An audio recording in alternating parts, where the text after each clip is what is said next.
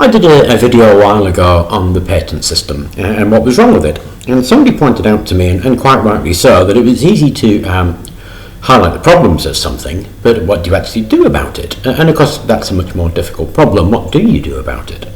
Because we all know that the patent system is essentially corrupt, actually.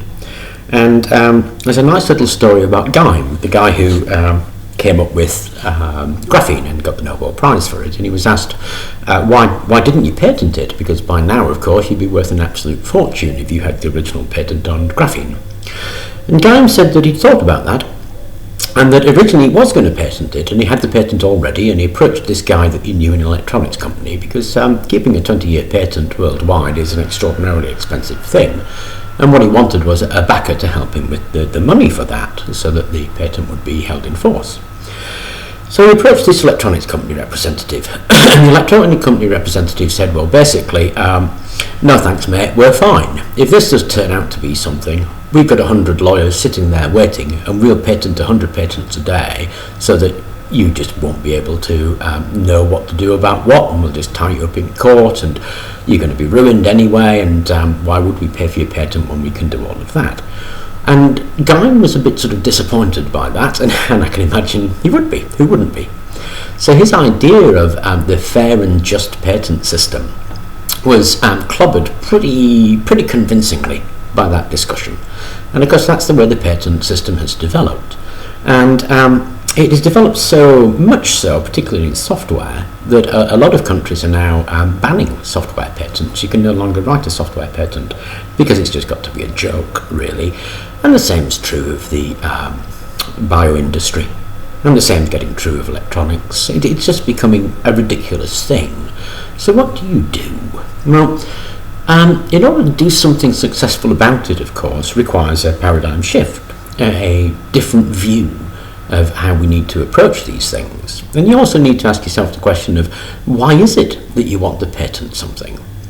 Do you want to patent something because you want to get some kind of return back for the work that you've put in? And then what kind of level do you put on that return? Now, my own view of things is that if the level of return that you get is sufficient to pay you a comfortable wage, whatever that is, a comfortable wage for the effort that you've put in and the years that you've put in, then that's a fair return.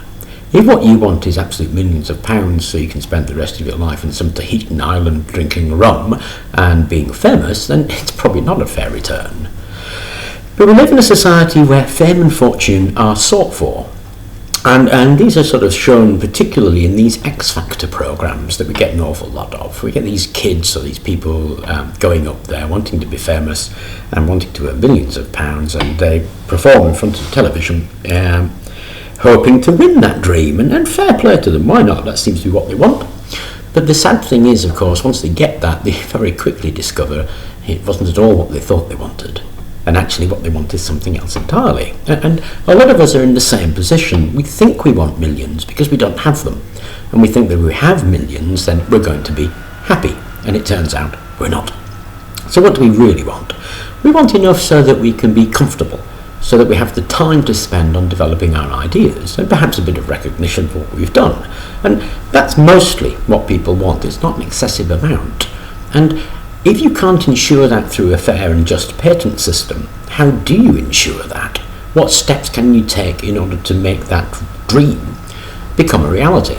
Now, it's a bit of a leap of faith, actually, is what's required. Because if you hide something away in the hope that you're going to make a million and become famous, what tends to happen is neither things. You remain in obscurity. You never make any money. If somebody does find out your idea, they rip it off anyway, and you become very embittered.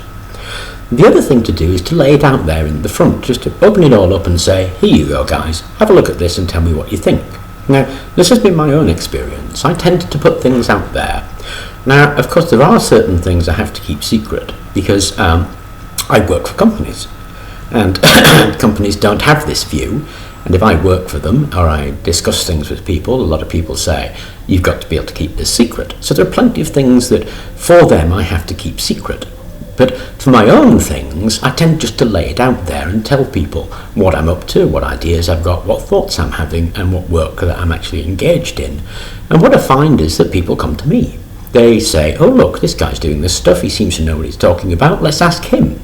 And I find a lot of people coming to me with various offers and various bits of work and various things that I can do for them. And to an extent, I'll ask for a return on that. So it very much depends. I mean, if it's just some friend of mine or some guy that I happen to know and we're discussing an issue, I'll just discuss it and we talk it through and we do a few bits and pieces together. If it's a bit of a bigger issue and somebody's wanting to set up a business and they need to generate a business idea that they're hoping that will bring in them some money, then I'll charge them for it. Now, I don't charge a huge amount for it. We're not talking hundreds of thousands of pounds here, but I will make a charge for giving my advice and giving my assistance with things. And that, to me, seems fair. But I tend to put it all out there and to say to people, look, this is what you're doing. And what I find is that having made that leap of faith and having the belief in people as being essentially good, which I do, I believe people are essentially good, then I get that return. Now, I equally get an awful lot of jokers, and these guys are so obvious that they come along hoping they're being very clever, hoping to pick your brains so that they can get something that they can patent, cut you out and make an absolute million out of your idea. And they're really easy to spot. You get them almost immediately. You understand what these guys are about. I talk to them a little bit so that I can just confirm the ideas that I've got, and then I tend to cut them off. Because I don't want to be robbed, basically. I don't particularly mind being robbed. I don't actually particularly mind anybody running off and trying to make money out of the ideas that I'm putting out there. I think, fair enough, good luck to you. What I mind is being treated like a fool. Now, if somebody comes to me and says, look, I want to make a mint out of this, I haven't got very much money and I'm hoping to get it going, then I'll just help them. Because I think that in the long run is a decent thing to do, and these people will do the decent thing in return. And that's the leap of faith that you need. You need to make the leap of faith that people are decent. Now, my wife is a teacher, and she's often asked, how do you control a class? When a class is being rowdy, how do you control them? How do you stop them being rowdy and get them back on task? And her answer is always, don't get there. If you get to a situation that a class is being rowdy, you've lost it and you're going to find it very difficult. What you have to do is set up a situation so that you don't actually get to the problem. And that's about having the rest of the class have a stake in the problem. And it's the same thing here. What we need is that everybody has a stake in the problem.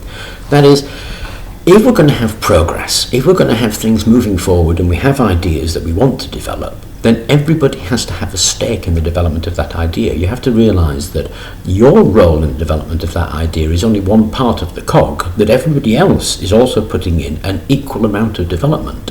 So if you come up with an idea that's a new wonderful machine, you make a prototype. Somebody comes along, has a look at that prototype and redesigns it so it's acceptable in use. Somebody comes along and designs the manufacturing process. Everybody who's involved in that has a stake in that idea, and they deserve their reward for that idea. You shouldn't be getting all of the reward. You should be prepared to accept that a solution to a problem is a joint solution, and that you should be prepared to share that solution out, really. Now, a lot of times when people have a monopoly on an idea, what they do is patent it and overcharge for it. That equally is unfair. What you ought to be doing is charging a fair rate for whatever it is that you're doing. So if you're producing some wonderful new chemical like the drugs companies, and you charge £300 or $300 a pill, which some of these things they do, you're essentially being unfair. And this is why drug companies are so keen on patents, because they want to make the most money they possibly can out of something, rather than making a fair return. And that's the idea, really. It's a question of fairness. So you have to decide, really, what is fair. You have to get everybody who's involved to realise that they've got a stake in the problem. And you have to be really open about what it is that you're doing. And I believe, and it is really just a belief, I believe that if we can implement those things, then we will all be able to move forward that much better. No one person is ever going to be a multimillionaire from an idea given a situation like that. But you're going to be recognised for what you do. You're going to get support for what you do, and you're going to get a reasonable return for what you do. And that is what I think is the solution to the patent problem. It's a bit dreamy, and I don't think it's ever really going to happen. Not in my lifetime. But we can have a hope.